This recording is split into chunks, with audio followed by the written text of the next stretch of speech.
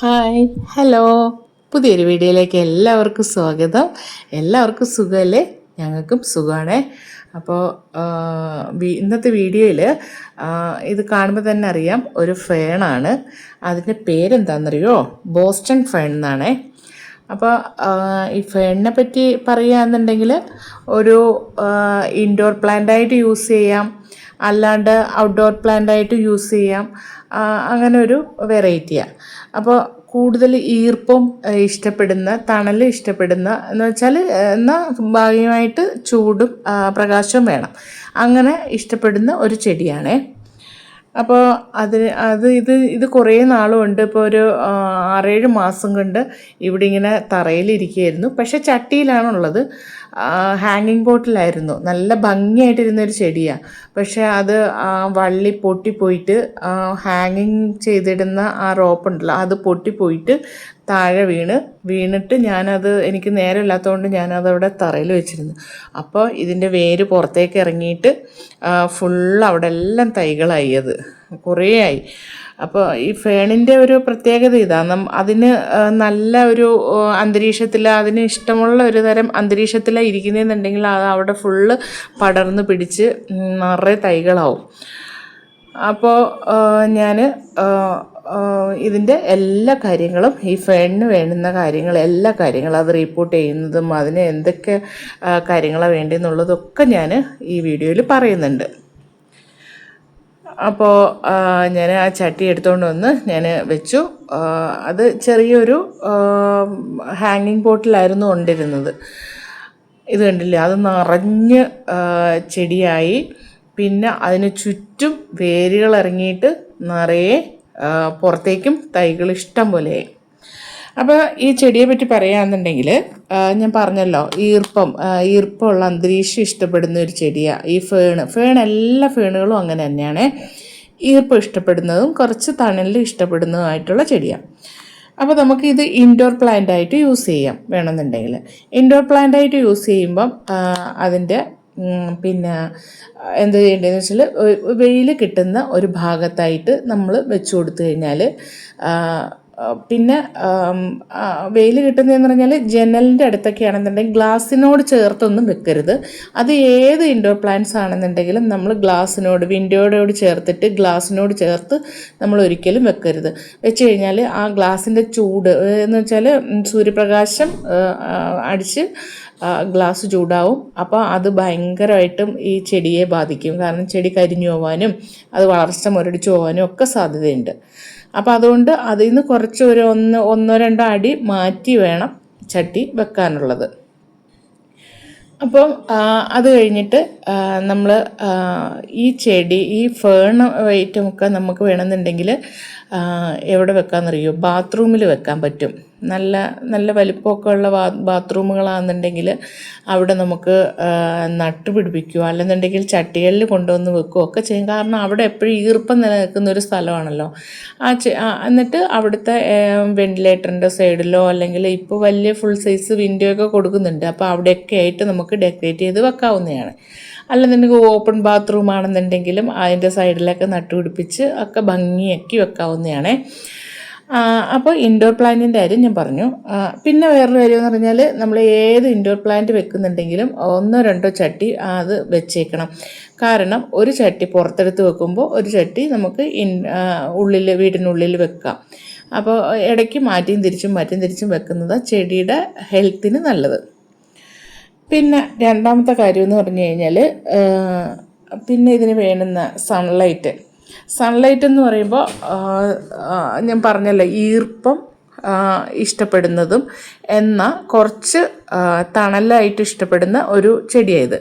കൂടുതൽ വെയിലടിച്ചു കഴിഞ്ഞാൽ ഇതിൻ്റെ ഇലകളൊക്കെ കരിഞ്ഞു പോയിട്ട് ഒരു ഭംഗിയില്ലാണ്ട് വരും, വളർച്ചയും മുരടിച്ചു പോവും. അപ്പോൾ അതുകൊണ്ട് നേരിട്ട് സൂര്യപ്രകാശം കിട്ടുന്ന സ്ഥലത്ത് ഒരിക്കലും വെക്കരുത്.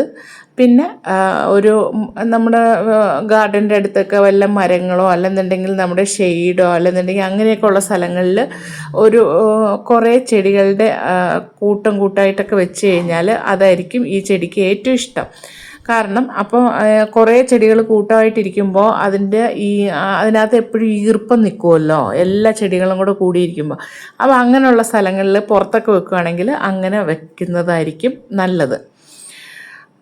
പിന്നെ അപ്പോൾ ഇത് സൂര്യപ്രകാശത്തിൻ്റെ കാര്യം ഞാൻ പറഞ്ഞു.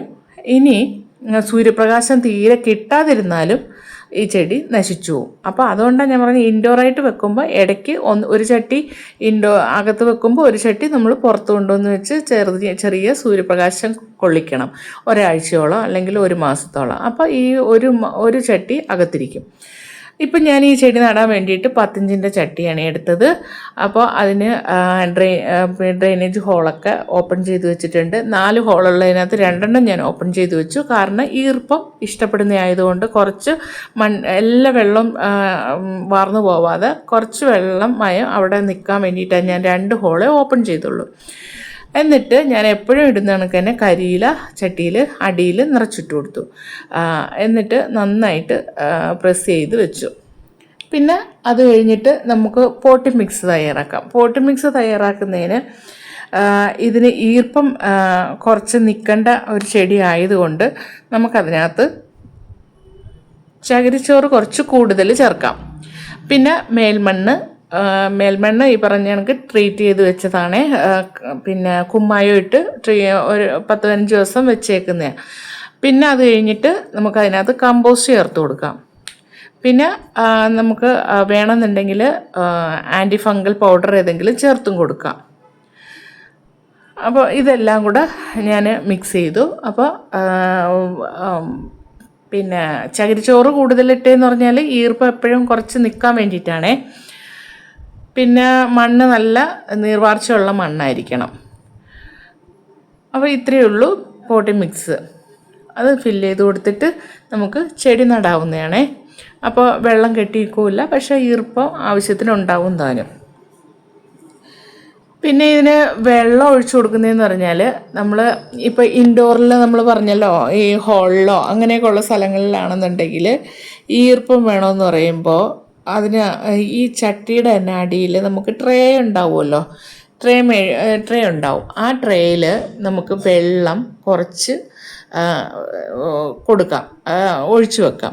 അപ്പോൾ അത് സൂര്യപ്രകാശം കൊണ്ട് അത് കുറച്ച് ആവിയായിട്ടൊക്കെ വരും. അപ്പോൾ അവിടെ ഈർപ്പം നിലനിൽക്കും. അങ്ങനെ നമുക്ക് വേണമെന്നുണ്ടെങ്കിൽ ചെയ്യാവുന്നതാണേ. പിന്നെ ഇടയ്ക്കിടയ്ക്ക് നമ്മൾ സ്പ്രേ ചെയ്ത് കൊടുക്കുന്നത് നല്ലതാണ്. വെള്ളം സ്പ്രേ ചെയ്ത് കൊടുക്കണം.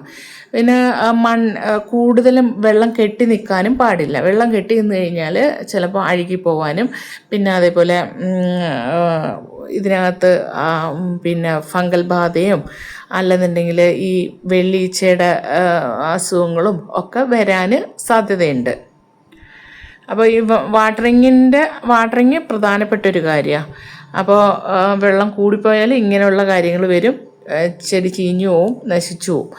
അപ്പോൾ നമ്മൾ എപ്പോഴും മണ്ണ് ഒന്ന് ചെക്ക് ചെയ്ത് നോക്കണം. കാരണം അതിൻ്റെ ചുവട്ടിൽ വെള്ളം നനവുണ്ടോ ഇല്ലയോ എന്നൊക്കെ ഉള്ളത്.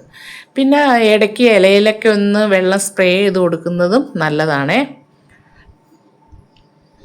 പിന്നെ ഇതിനകത്ത് വരുന്ന രോഗങ്ങളെന്ന് പറഞ്ഞാൽ ഞാൻ പറഞ്ഞ കണക്ക് തന്നെ വെള്ളം കൂടിപ്പോയി കഴിഞ്ഞാൽ, സൂര്യപ്രകാശം ഒട്ടും കിട്ടാതായി പോയി കഴിഞ്ഞാലൊക്കെ ഈ ഫംഗൽ ബാധ ഉണ്ടാവും, അഴുകിപ്പോവും.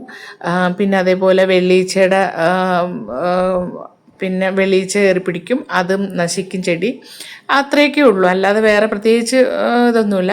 പിന്നെ ഈ ഇലയ്ക്കകത്ത് പുഴു കയറിയിരുന്നിട്ട് ഈ ഇല തിന്ന് നശിപ്പിക്കാനും ഇടയുണ്ട്, അതും ശ്രദ്ധിച്ചാൽ മതി. പിന്നെ ഫെർട്ടിലൈസർ എന്ന് പറഞ്ഞു കഴിഞ്ഞാൽ ഇതിനകത്ത് ഇപ്പോൾ കമ്പോസ്റ്റൊക്കെ ഉണ്ടല്ലോ. പിന്നെ ഇടയ്ക്ക് നമുക്ക് എന്തെങ്കിലുമൊക്കെ സ്പ്രേ ചെയ്ത് കൊടുക്കാവുന്നതാണ്. രാസവളമായാലും ജൈവവളമായാലും ഒക്കെ ചെയ്ത് കൊടുക്കാവുന്നതാണ്. 19 ഒക്കെ നമുക്ക് ഉപയോഗിച്ച് കൊടുക്കാവുന്നതാണ്. അപ്പോൾ ഇത്രയൊക്കെ ഉള്ളൂ.